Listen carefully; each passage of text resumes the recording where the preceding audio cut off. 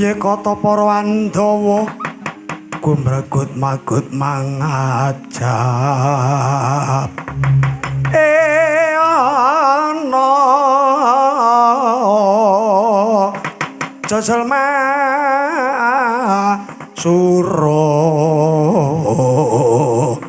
sumahaping pabarisan wang wonten wigatos ingkang kados pundi nimbali ingkang putrapun Gatotkaca Kanjeng Rama kepareng nyadong dawuh nimbali ingkang putra Antarja wonten wigatos menapa Kanjeng Rama nimbali anak Antasena ana wigati apa Bapak?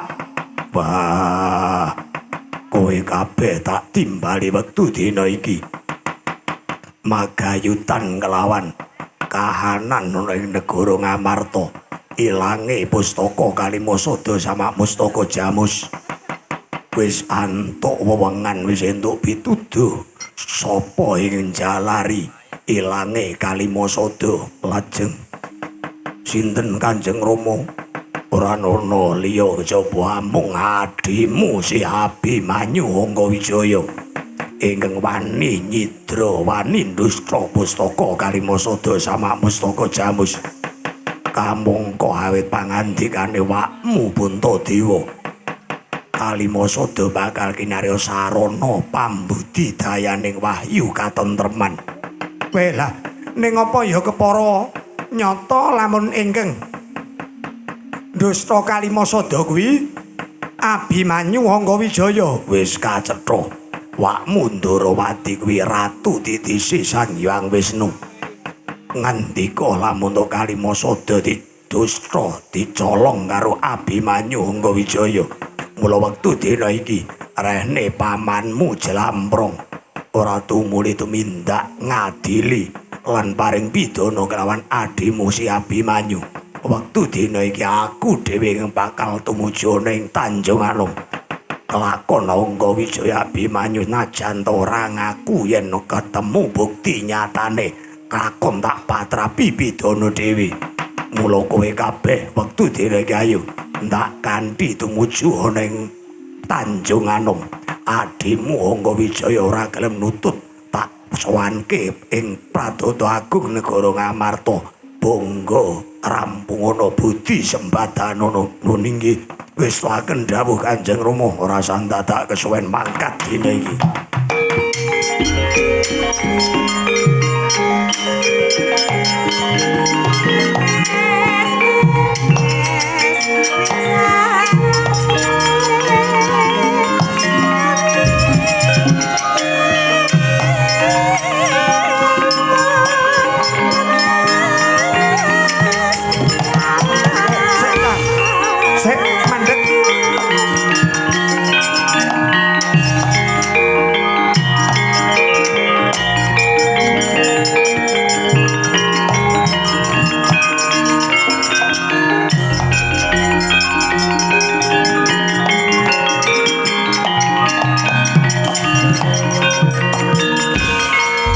Karepe kepiye kowe nyandhet lakunipun Kakang Dimas Antasena kuwi ora midhangetake pengendikane Bapa Werkudara apa piye kok sik ana perkara kuwi ditelisik sing temenanan ditaliti sing bener ngono ngene ya Kang apa ya memper nek Abimanyu Anggawijaya bocah klentrang-klentreng bebasan midak kapuk ora pendeng kok wani sartane mentala ndustra pustaka Kalimasada sama Mustaka Jamus monggo Abimanyu kuwi kelungguhan ya wis duwe kamukten Tanjung Anom wis ora kurang-kurang lah mbok menawa kepingin amimbu idaya kekuatan sarta jaya kawijayane lah iya kowe iki ora usah ndisiki kersane Bapa Werkudara kowe nyandhet pun Kakang yen ana dukane Bapa Werkudara kepiye aku sing tanggung jawab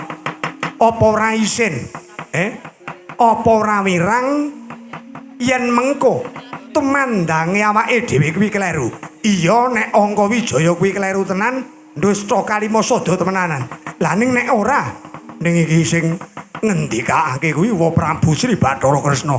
Najan to kepiye wae, najan kuwi wa Prabu Bathara Kresna, najan dewa pisan ning isih kenggonan lara utawa lali lan luput.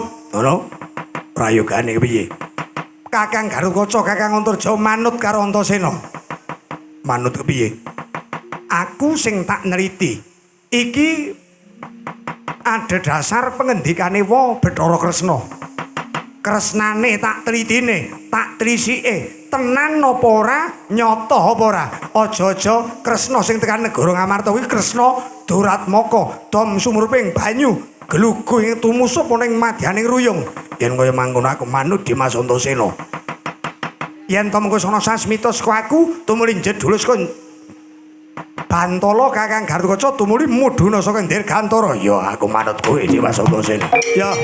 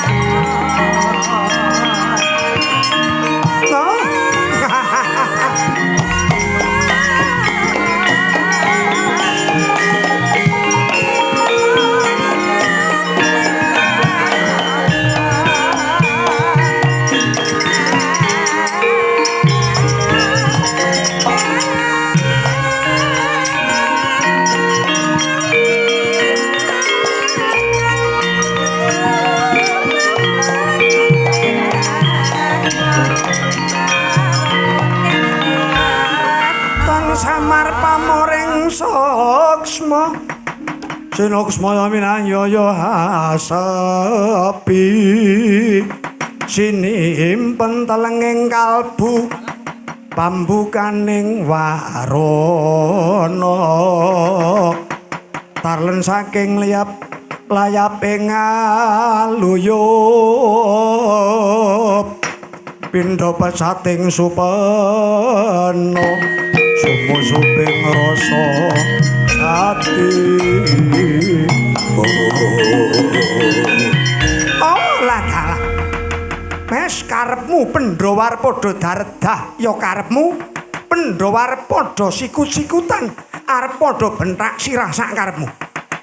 Aku ngandharake ilange kalima sada merga pangkartine si Abimanyu Angkawijaya. Werkudara ora trima sajake bakal tega tegel kelawan Abimanyu Angkawijaya. Dimas sapa si Janaka? Luga banjur lunga saka ing stinggil negara Ngamarta. Sajake ora tegakake kelawan anake bakal den jempalani dening Werkudara. Oh. Yen to Angkawijaya mati saka tangane Werkudara, mengko Janaka mesti ora trima. Janaka ngamuk ngudit Sasra Wirang patine si Abimanyu Angkawijaya. Pungkasane tanding tiyasa Janaka kelawan Werkudara. Wis Pandhawa sanasidya ana sing temekaning pati. Mongko sumpah prasetyane para Pandhawa. Ingkang siji mukti ing papat melu bareng mukti siji mati ing papat belopati. Kelakon Pandhawa wektu dina iki bakal remuk bubuk dadi rempon. Sakaremu. Jedul. Loh. Lah dalah.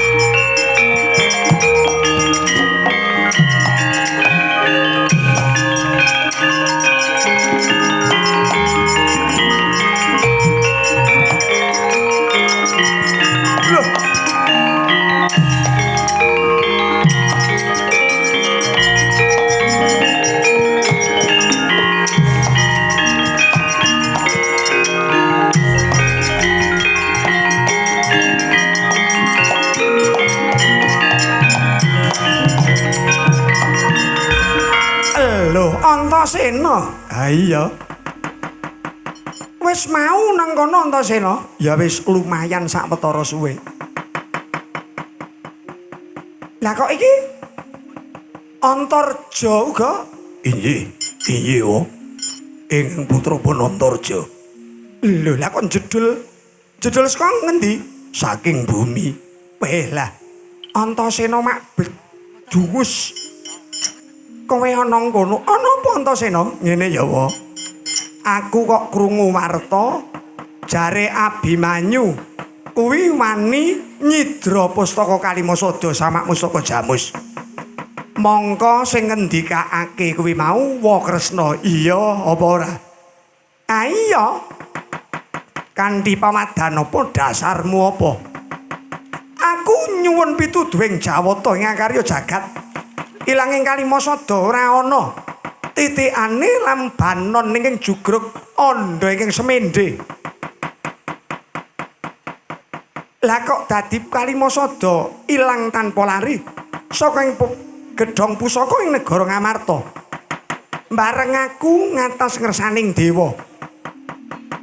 Jebul Kalimasada didusta miturut saka pituduhing dewa. Gegambaran ingkang jumedhol ning pangangenanipun wa kuwi adimu si Angkawijaya Abimanyu. Bela. Ngene ya wa. Kowe kuwi aja gawe urup-urup ngono. Aja gawe urup-urup piye? Monggo kae Rama Werkudara kuwi wis muring-muring. Rama Werkudara kuwi wis jengkel. Monggo watake Bapak Werkudara kuwi wis ora mawas sapa-sapa. Sing dijengkeli ya mesti ditegeli tenan. Lah wis kareben karang Abimanyu Angkawijaya sing kleru wis saiki ngene wae. Api-api anaten timbang Rama Werkudara ngregeti astane dhewe. Ngregeti astane dhewe njempalani tega tegel paring pidana kelawan Abimanyu Angkawijaya tak aku wae. Lho. Kowe sing arep tumandang paring pidana karo Angkawijaya? Ha iya. Tak aku wae ning ana syarate. Syarate apa? Aku tak nyilih gamanmu. Awit kondange kowe kuwi duwe gaman. Kiai Senjata Cakra ing bisa lumepas tanpa gendhewa. Luput wong bojana. Yen nyata-nyata Abimanyu Angkawijaya kuwi kleru wani ndusta Kalimasada, mestine mengko yen aku nggawa senjata cakra bisa lumepas ka tanganku dhewe nemper janggane Angkawijaya. Ning nek Angkawijaya ora luput mesti senjata cakra ora bakal lumepas ana hanggane Angkawijaya. Ngene. Saiki aku tak nyilih senjata cakra gawa mrene. Kene. Gawe sedulungke tak nyilih mengko telung dina tak balekke. Lho, kok sik kowe arep nyilih pusaka ampuh kegila-gila pos Kiai Senjata Cakra kuwi ora kena sadengahing jalma ingkang nggunakake senjata cakra. Kowe ra ngerti nek aku wis anggeni kuwi satriya kinasihe Sang Hyang Padawenang. Ora-orane aku kena walat, ora-orane aku kena sengkalane pusakamu senjata cakra. Wis kene senjata cakra gawaneng mrene tak silihe tak nggo neter janjane tenan Abimanyu apa dudu sing dusta Kalimasada.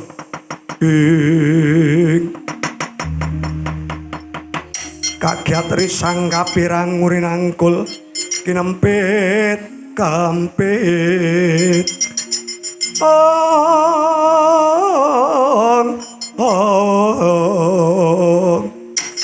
dosang retnaning bawana.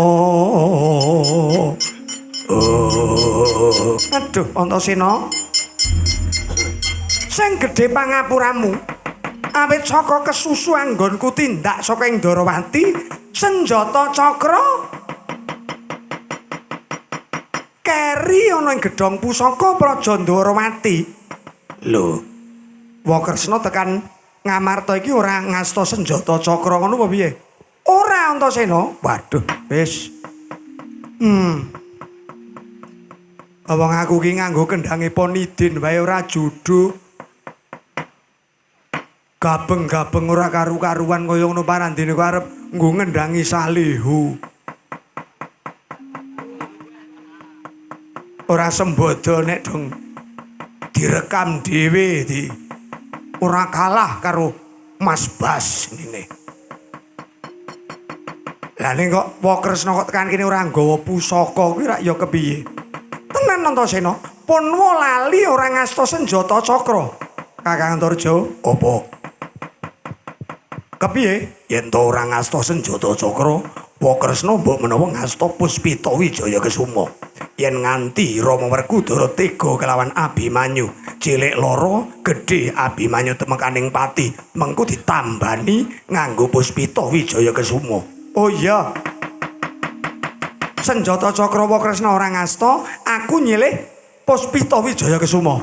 Nek Angga Wijaya cilik loro gedhe mati, tak tambanane nganggo Puspita Wijaya Kesuma kagungane Wakresna sing kondhange pusaka bisa nguripke wong mati, nambani wong lara kuwi. Aduh, Antasena. Puspita Wijaya Kesuma ya Punwa klepian ora tak asta ngono. Awit saka kesusune Punwa, Wijaya Kesuma gemlethek ana ing sangareping gedhah jroning panti busana Praja Darawati. Punwa ora ngesti, ora mundi Puspita Wijaya Kesuma. Antasena, duka yayasinipi jaja bang mawinga wangi.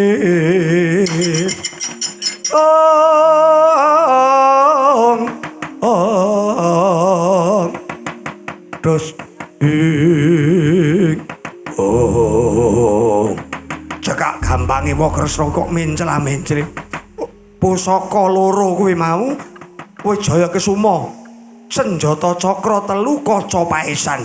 Kuwi ora nate wal saka astane Nata Ndarawati Prabu Sri Bathara Kresna. Lah kok dadi iki ana Kresna yab-yaban tekan kene pusaka saiji ora nggawa. Kakang Antarja, apa Yai? Candhak tali gocine saduk wetenge. Aduh, mati aja. Piye Antarja? Antarja aja. Ha, ayo.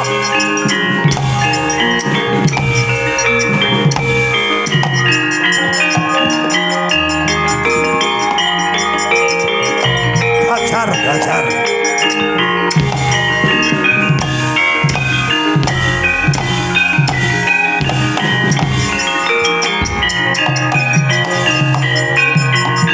Den jempalane dening satriya kekalih Dian Bathara Kresna ilang wujude Nata Ndarawati babar jatining wujud Pendhita Sokalima Sang Pandhita Durna.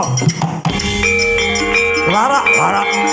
Oh, aduh, mati aku.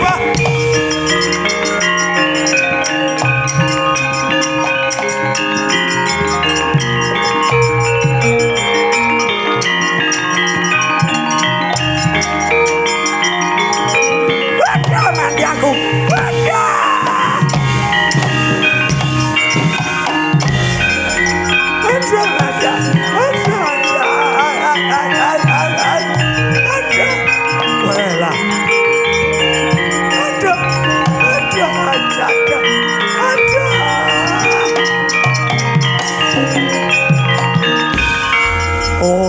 dadi iki tumbak cucukane iki ya iki. Menungso wis gerang gaek tuwek mambu lemah. Dadak gawe urup-urup ning negara Ngamarta. Ayo, aja takon dosa candhak Antarja mati dening aku. Mati dening aku. Aduh aku njaluk pangapuran tasen. Aku njaluk ngapura. Ngapura apa? Aduh mati aku. Aduh mati aku. Aja, wis kemeng. Aja Antarja. Ayo iki jalukane. Pendhita tuwek.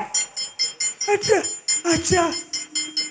Dewa rengkeng, gedhe dawa, ireng dengkeng.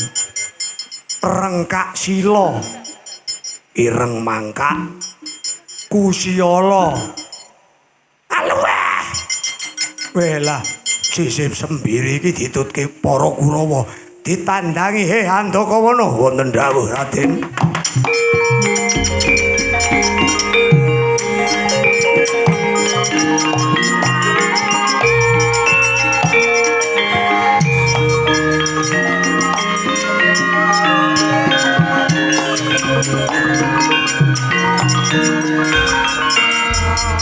Mripatmu kudune ndeleng ngerti karo obahing swasana Handakawana wektu dina iki ana dom sumuruping tirta glugu ketrusuban ruyung kalau kae Mbah Durna mendo-mendo dadi Wandarawati adu-adu Pandhawa.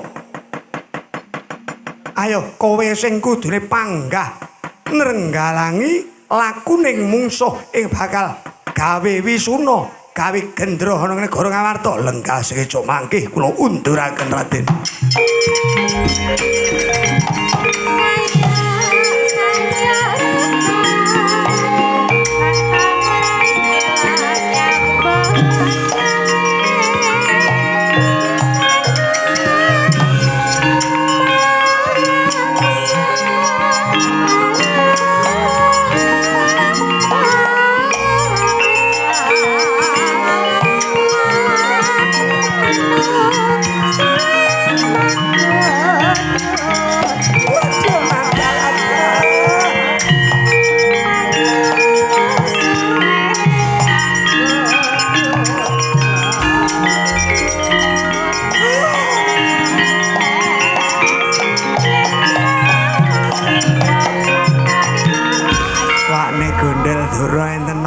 Kecandhak mungsuh kula dijuni konangan leh kula gawe urup-urup ing negara Ngamarta nglembut Kalimasada jebul Kalimasada wektu dina niki ilang saking negara Ngamarta banjur kula gawe sarana kula metenah Abimanyu Angkawijaya lah terus kepripun kepenake do kemul mapan turu mawon kok kemul mapan turu udane ngrecih kaya ngeten iki ngombe paramek terus mancal kemul kaya statuse Mbak Eni ini kan dijuni kok statuse Mbak Eni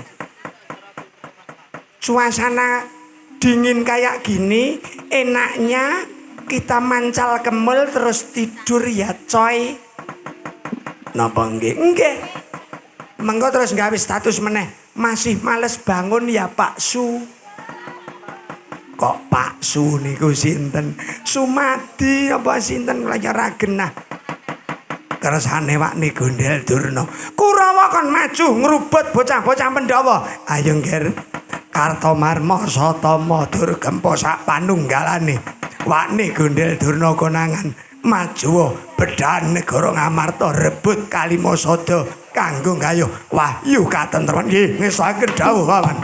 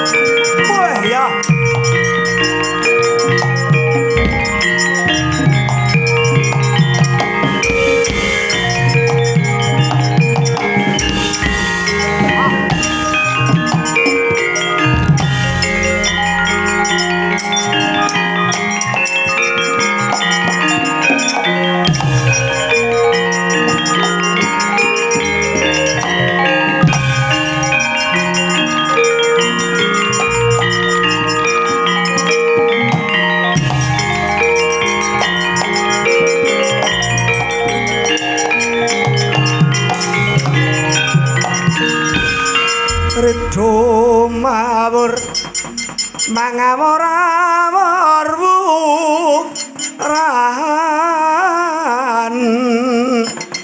pengarane ngacurit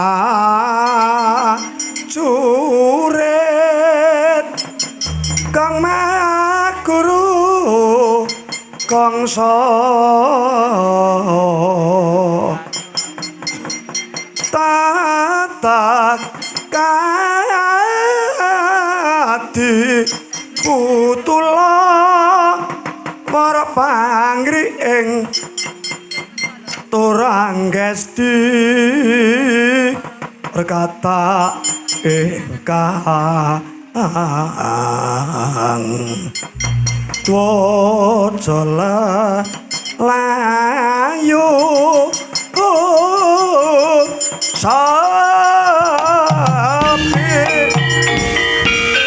keparat druhun lah kok dadi ora ming anak-anak Jodipatih padha mapakake para Kurawa ning klebu patih Ngamarta Andakawana dasar para nyata Kartomarma yen tak pripih saraning becik Baliya mumpung durung tugal gulumu muncrat ludiramu pangkau tak ayoni najan to gumrinding mesakane Kartomarma urung bisa mboyong Kalimasada ngudi wahyu katentreman ora bakal bali menyang negara Ngastina para Kurawa ora minggat saka negaraku kang tak tresnani kelakon ngejak pirang dina Bandayuda tak ladeni sak gendhing kendangi lakon dodok ablek dadang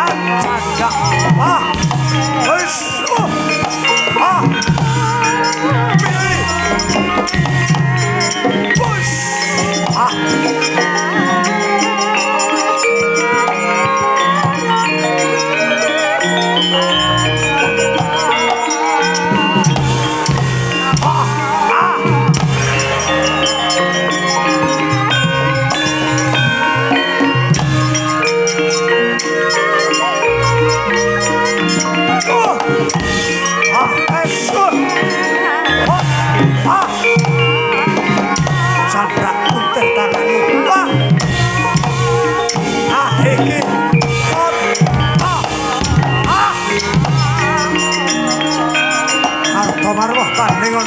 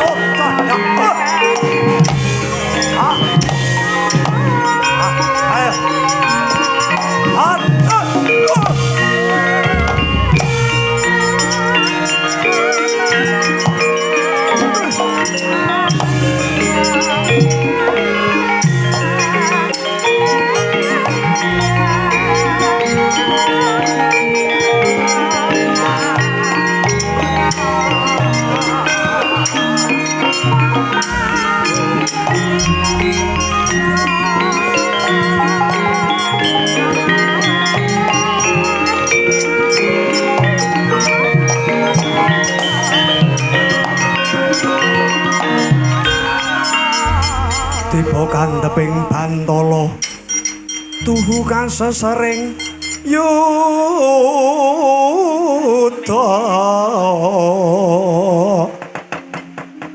gereng-gereng pindha Sardula lupa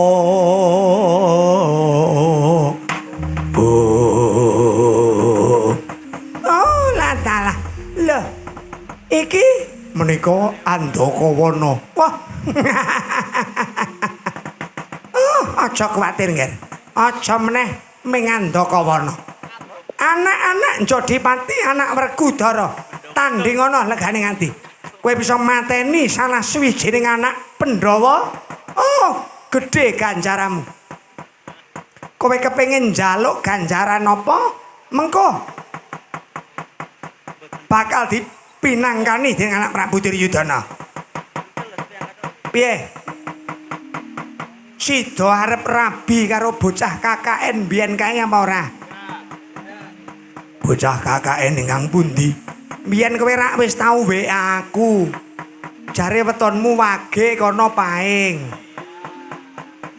muni cah jurusan tari KKN nang Brontrol brongkol kok Brontrol panjenengane nine ngetan karo ngulon tak kecaplok naga jare wong tuwa-tuwa ora oleh inggih kula dadosipun wedhus oh kowe iki cah jireh kok ana mulane ngatasé kowe cah bagus-bagus kaya ngono kok kalah karo Tumenggung Ududulu kek kono wae wani ngusungi sinden saka Brangwetan inggih aku ya gumun aji-ajine iki apa ngono napa inggih iya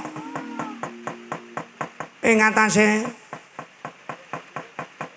Ududulu kok ya inggih kersanipun Paman Durna sing prayitna ngati-ati ning ya nek kena tak omongi golek jodoh ki ora usah sing aneh-aneh ora usah sing adoh-adoh contoh ki kaya Durmagati kae Durmagati ki mung cukup nunggal kadipaten ming antarane Balong karo Tanggulangin ngono dadine ki ana apa-apa ki cedhak ngono inggih ming kula mboten remenipun menawi Durmagati menika tanggel jawabipun kirang lho tanggung jawabe kok kurang ingkang setri menika ngintil badhe bonceng ambruk teng wingginge mawon mboten ngertos timbang nulungi karo sing wedok ki malah tinggal nuntun pite niku rak ya Kanang Durmagapur ki cok Durmagati ki cok kaya ngono kuwi kok wekdal dinten menika kula atur lenggas keca Andakawana bare kula singkiraken Antasena Antarja kepara Gatotkaca majeng wonten ngajengan kula bare kula tugel jaganipun sing paling ngati dong aku banyu milinggar ayo tangi yo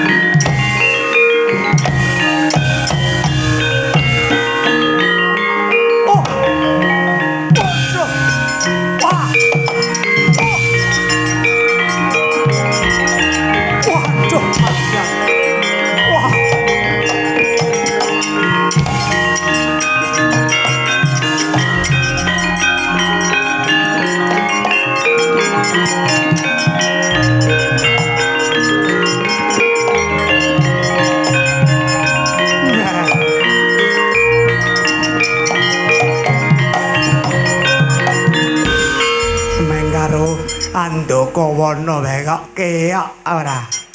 Ora Sembada Kartomarma. Ora Sembadane sumbar petak aji-ajiya. Ora Sembadane rambute diputih. Men ketok sepuh. Randek punah kaya ngono kok. Jaya Jatra wonten dawuh maju tandangono si Andakawana mangke rata-rata tumbak bawan.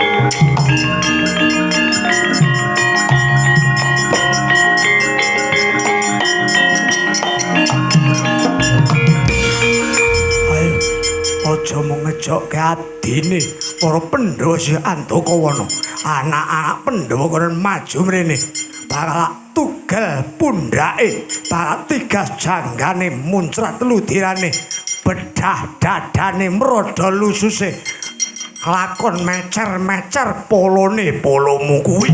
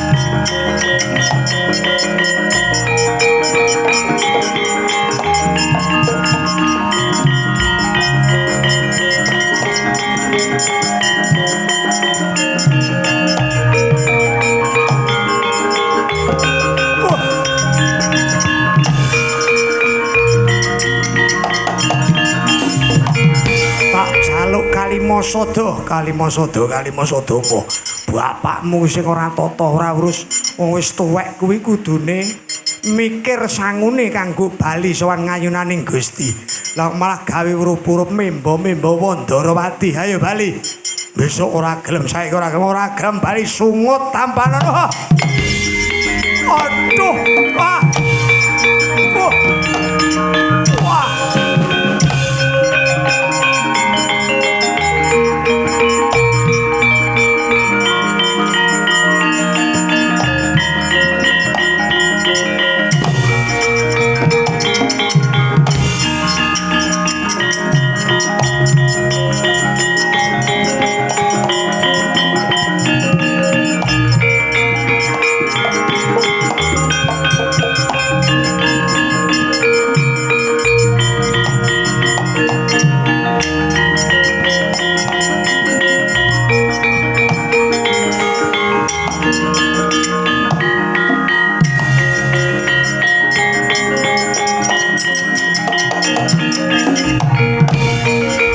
Durna ing panalinganira lumajaring rati lumajaring ratri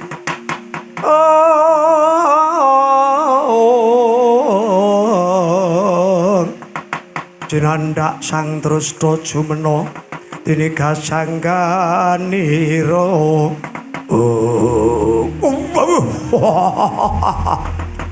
wonten dawuh napa Paman Durna? Oh, mengerti ya nggih anak Prabu. Kalau kae para putra Pandhawa padha ngamuk kepunggung, Kurawa padha kalah, saling tunjang rebut dujung. Mangsi bareng mangsa Badawa. Mangsa Badawa pambayang ing Kalimasada. Bedhaing negara Ngamarta tak pasrahke marang kowe. Lengkaske comangke kalampah Ngamarta bari kula bedhah Kalimasada kula suwanaken ngersanipun Sinun Prabu Duryudana.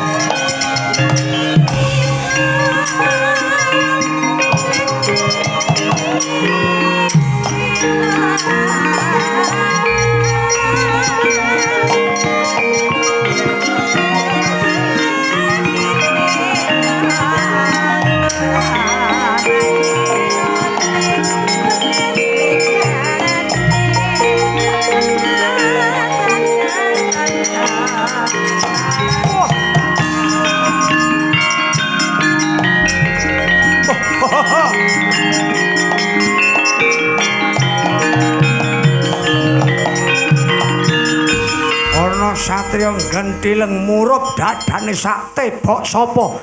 Gatotkaca putra Rama Werkudara kuwi sapa? Srayane para Kurawa Prabu Branjangkara. Branjangkara ora gelem minggat gimbal siramu. Cokot diadal gulumu. Candak.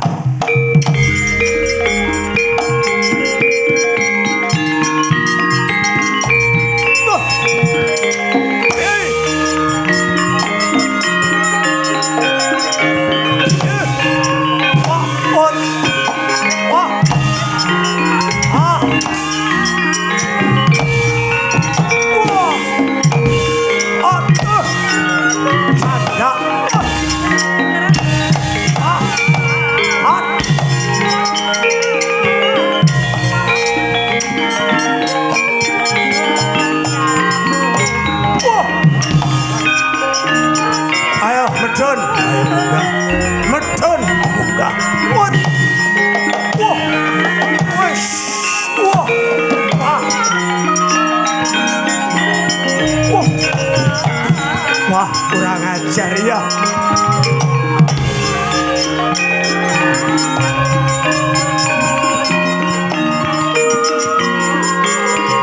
Ayo medun, ayo munggah.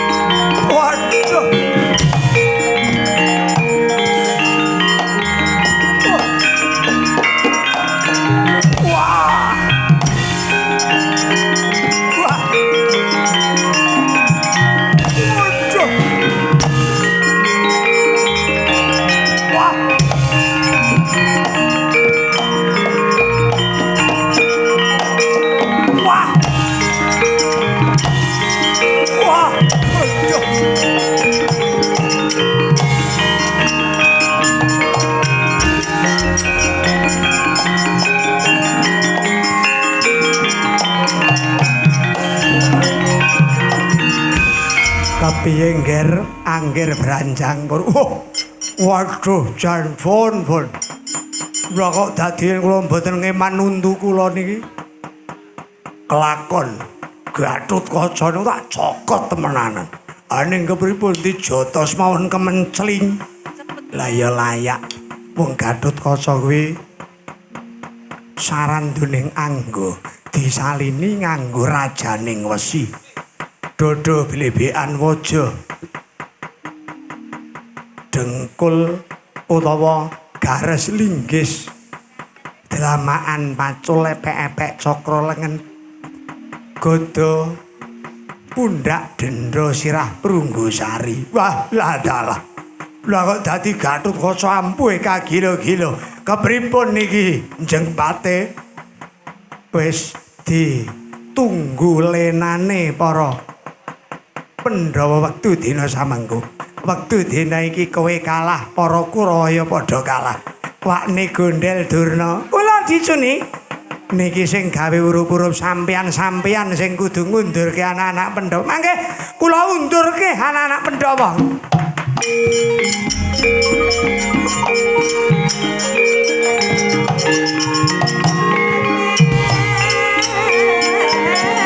Oh, Ratana. Ya.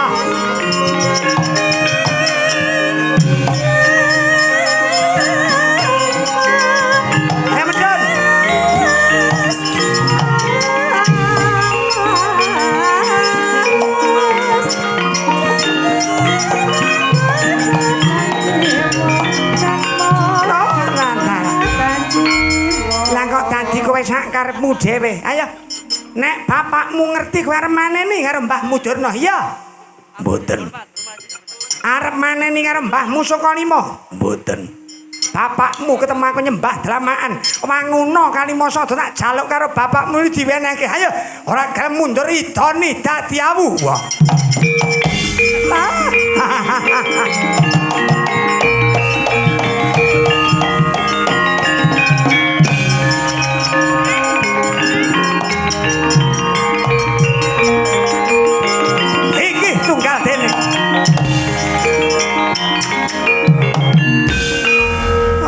Tunggal dene kowe. Kaya-kaya kok lenyuk kok kaya Pak Triyono Traji to. Pak Tri apa? Ora usah diucap, ora usah dirasani. Kowe tunggal dene, kowe arep mani-mani karo Mbahmu Durna. Oh, sembur dadi awu, dadi ndut bleket apa kowe?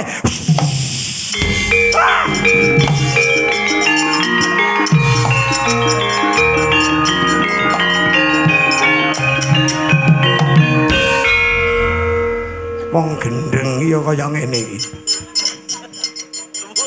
Tujune iki do tengen-tengen. Monggo monitore ya cetha. Apa kowe ngucap kenasani karo wong tuwa? Ayo nek pancen mani, kakang-kakangmu wis mundur mungsuh tanding karo Pandhita Durna. Ayo kowe cah gendeng Antasena. Delelak-delelek wae. Wong pancen aku ora pati semangat. Ora semangat mergo apa? Bapakku ki ora melu.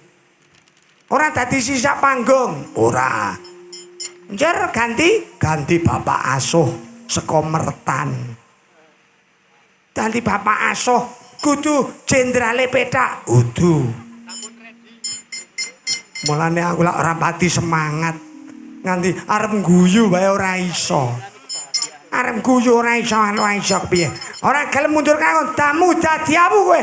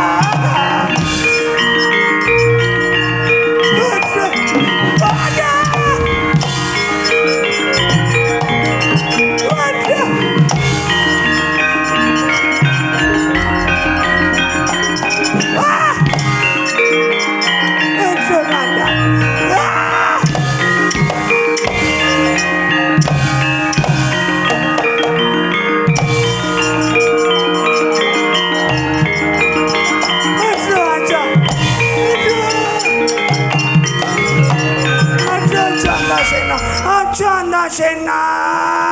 Nganti mau ngempel mripatku ada Solowea, Sili kentis ki apa? Wis kesandak dening tanganku. Nek kowe ora tak gawa nang Tanjung Anom, ora bakal Rama Werkudara pamanjana kok padha ngandel karo Angga Wijaya. Aduh, aja Antasena, iki lho. Bapak Werkudara iki jare sing metenah karo Angga Wijaya Abimanyu. Aduh.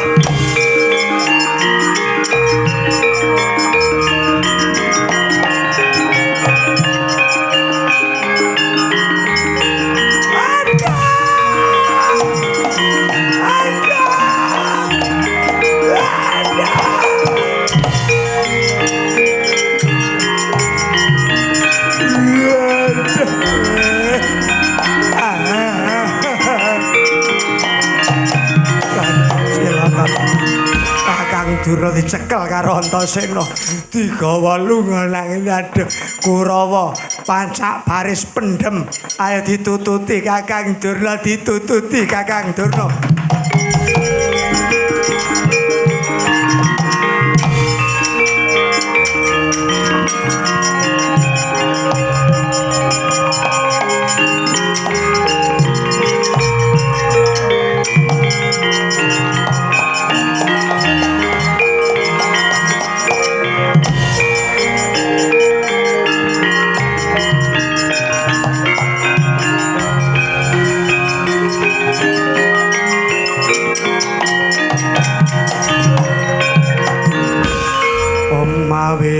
Nam mastu nama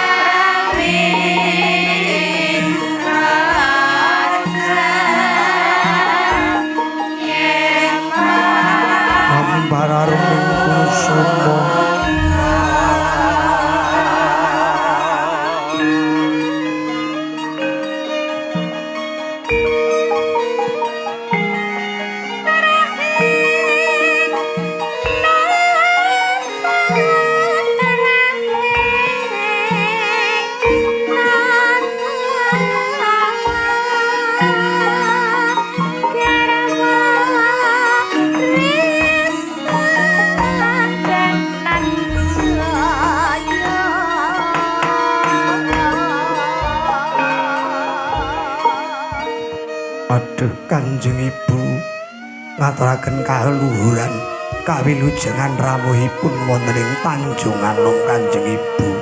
Sungkem pangabekti kula mugi kunjuk. Iya kula bocah bagus Abimanyu Angga Wijaya. Ndak tampa atur pangabekti mu pangestune ibumu Tampanana kula injih. Kula cadhong tangan kula kalih kula pundhing mustaka dados jimat paribih. Ibu Wara Sri Kandi sungkem kula kepareng umiring rawuh paduka wonten ing kasatriyan Tanjung Anom. Patoban Iya nggih, Rangga Wijaya Abimanyu. Pangestune ibumu tanpa nono ya kula. Kabunding mustaka dados jimat paribih Kanjeng Ibu. Kula lenggah ing langkung prayogi. Wes ora kurang prayoga. Lenggahipun ibu nang ngarsamu kula. Pratitresna anggonmu nampa praptane ibumu sak kloron. Ngesaken dawuh Kanjeng Ibu.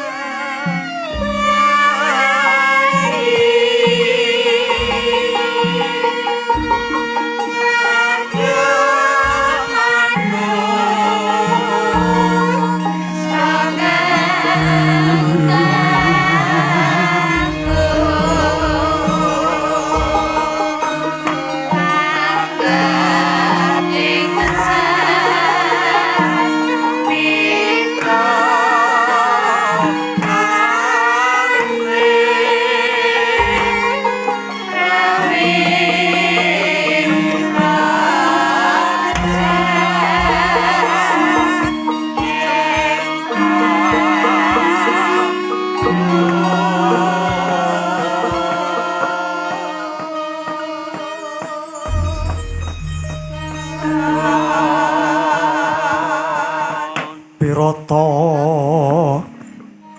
cacahe lintang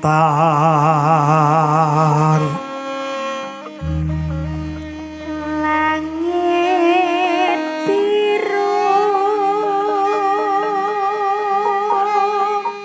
sapa tangkamu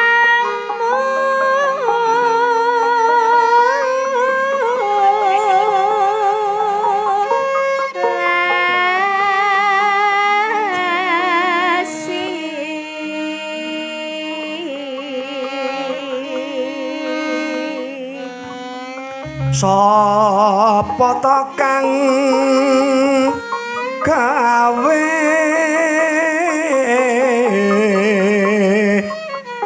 mandung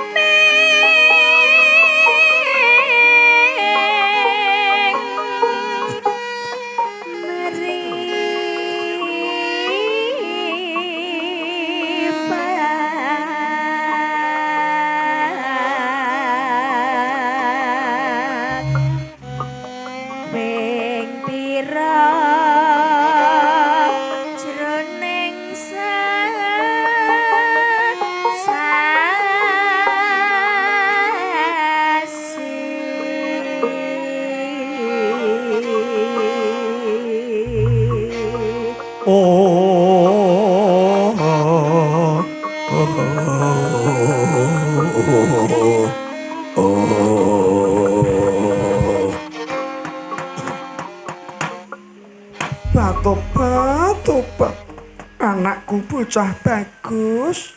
Abimanyu Angga Wijaya putraku kula.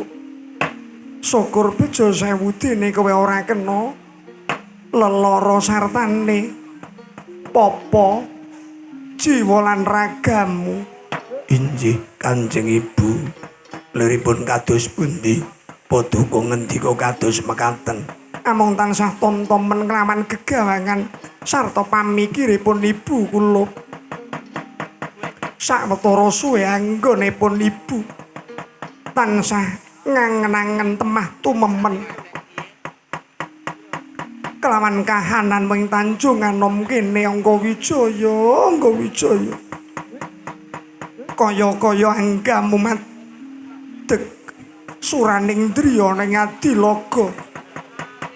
Pinulasara dening wadya lendranyutan temah arang kranjang rontang ranting busanamu. Arang kranjang tatumu nandhang lara. Kepara kowe bakal mecati sirna kulup. Aduh Kakang Mbok. Mbok inggih sampun. Inggih sampun Kakang Mbok. Kabukti ingkang putra Nabi Manyu menika mboten nandhang sakit, mboten nandhang papa lan cintraka Kakang Mbok. Kakang Mbok ora sembadra sampun ngantos klajeng-lajeng anggenipun menggalihaken pasumpenan kala wauda Kakang Mbok. Para sembadra iya diajeng syukur bejo sewu yen to kaya mangkono. Injih Kanjeng Ibu. Mboten kiranging setunggal menapa ingkang putra pun Abimanyu Angga Wijaya. Kanjeng Ibu ora sembadra. Punapa ta mira ingsun prihatin waspadres mijil kudahatan pakarya sengkang rinemekan Gusti.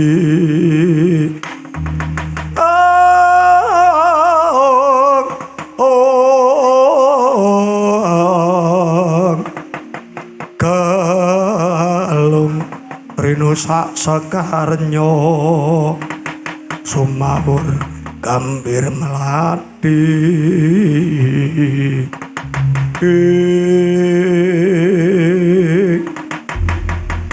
Mangkono praptane Radyan Janaka ingkang sinusul Dyan Werkudara.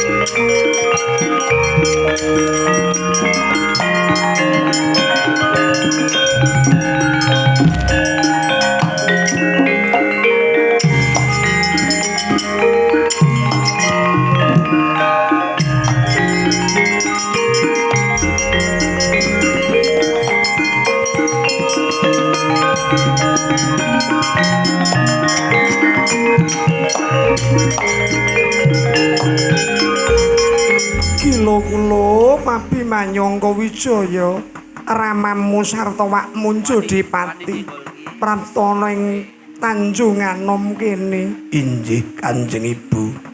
Duh Kanjeng Rama, kepareng kula ngaturaken kasugengan ramuhipun wonten ing Tanjung Anom. Sungkem pangabekti kula mugi kunjuk.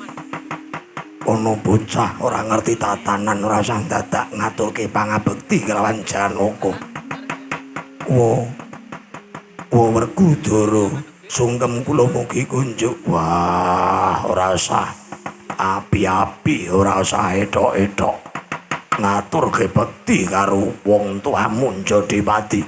Pangabektimu tak sebratake, ora sudi Werkudara nampa kelawan sembahe Angga Wijaya.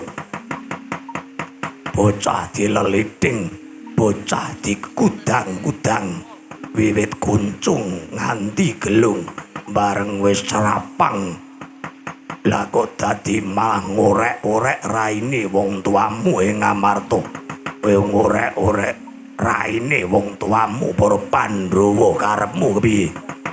Aduh pangeran, lah banjur sejatine ana apa?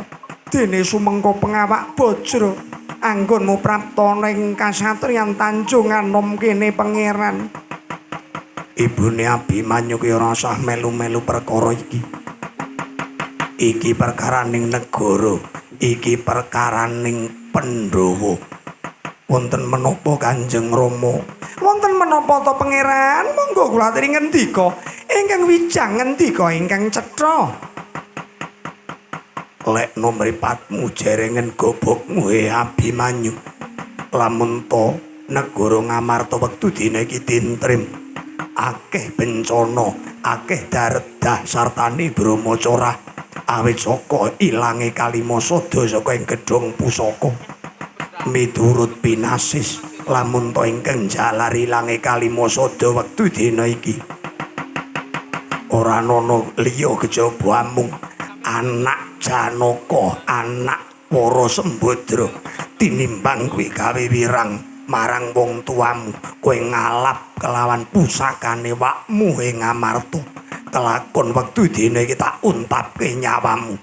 Sutik Janaka duwe anak maling kaya dapurmu Angga Wijaya. Aduh pangeran. Oh.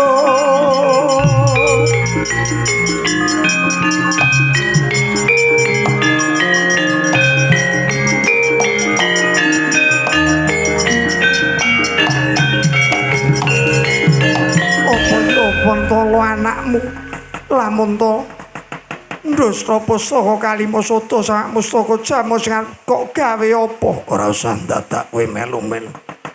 Diteges sing temenanan, takonono sing tenanan. Abimanyu nyolong Kalimasada apa ora?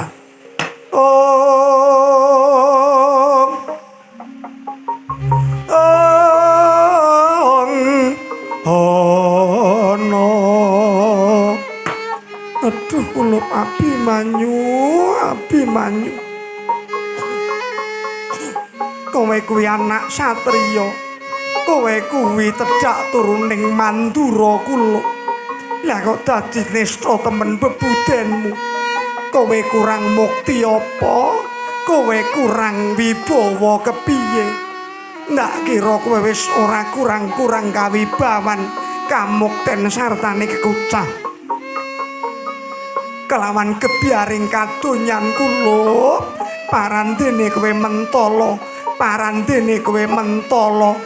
Lah kok tumindak kang kaya mengkono kula. Aduh Kanjeng Ibu, babar pisan kula mboten tumindak kados mekaten.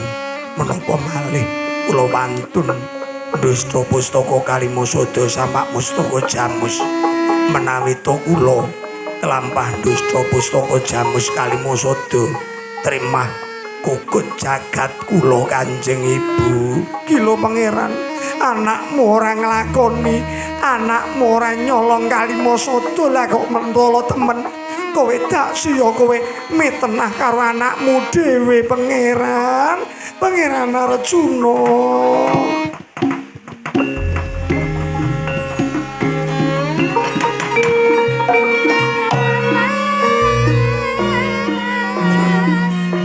Aku ora gadang yen to duwe anak sing kurang ajar. Anak Janaka kok clemer kaya ngono. Ora nduga mono yen to aku arep anak-anak bocah sing ora kena ditata.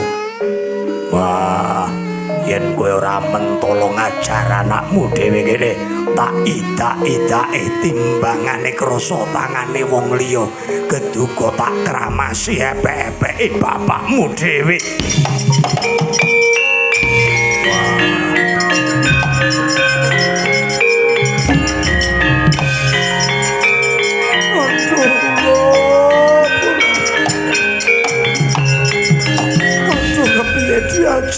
Kepiye diajeng anakmu Angga Wijaya dilarak-larak karo Pangeran Janaka dipun tututi Kakang Mbok.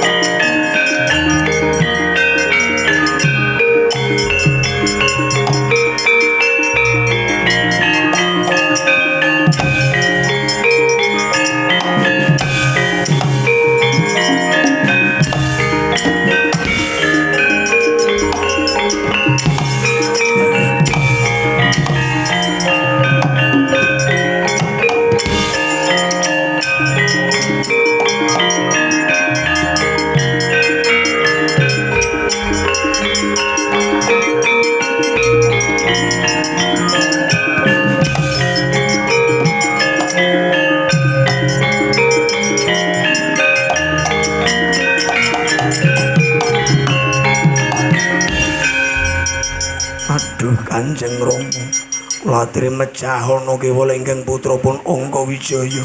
Kula mboten tumindak kados mekaten, mbuh ora idep. Janaka ora bakal aweh pangapura karo bocah sing celthak kaya kowe. Bocah cuman raka bebudene gawe wirang wong tuwa. Ayo, yen pancen kowe ora kena dikandhani nganggo cangkem. Ki lho, longgo parung lakon modal. Waduh, aduh, aja tega karo anakmu Pangeran.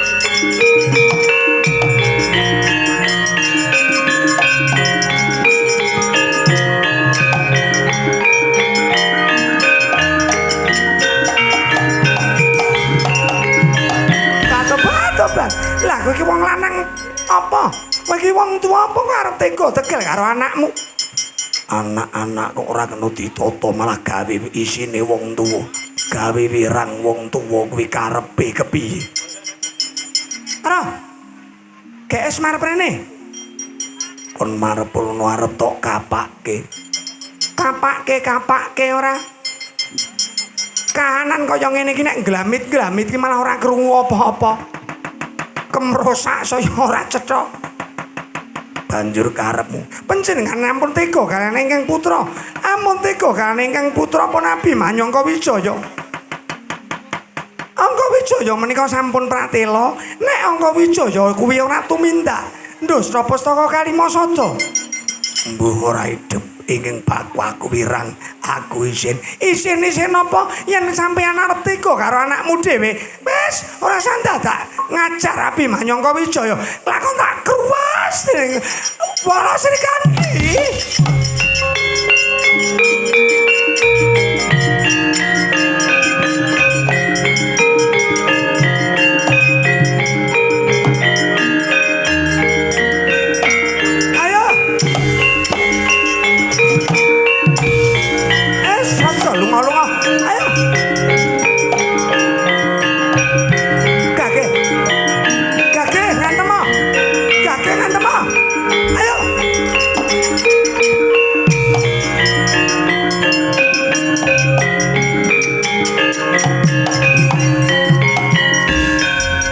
Wadon kok nganyah wae.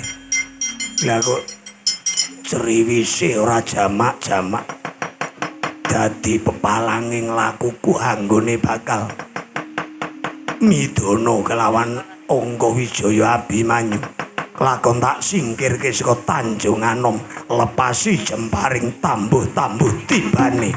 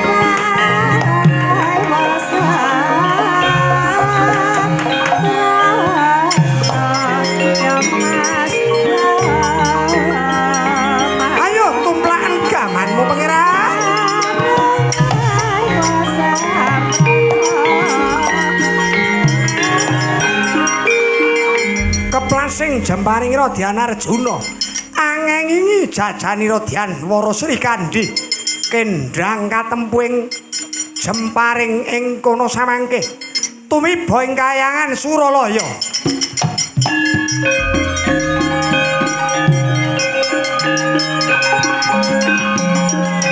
Waduh, waduh mati aku, waduh.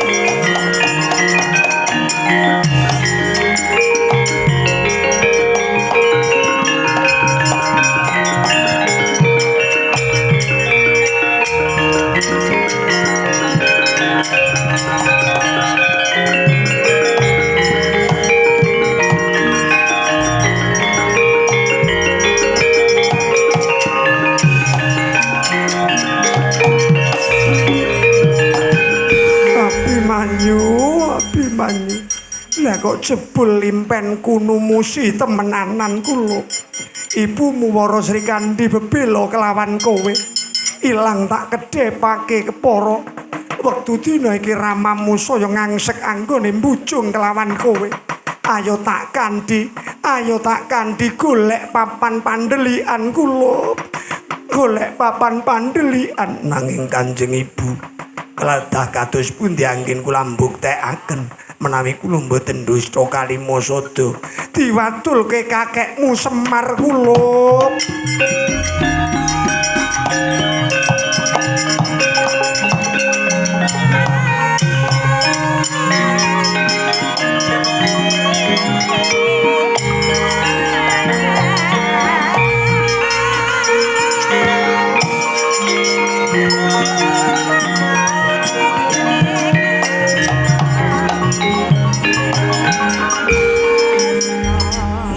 Anakmu candhak apa ora? Mboten Kakang Mas.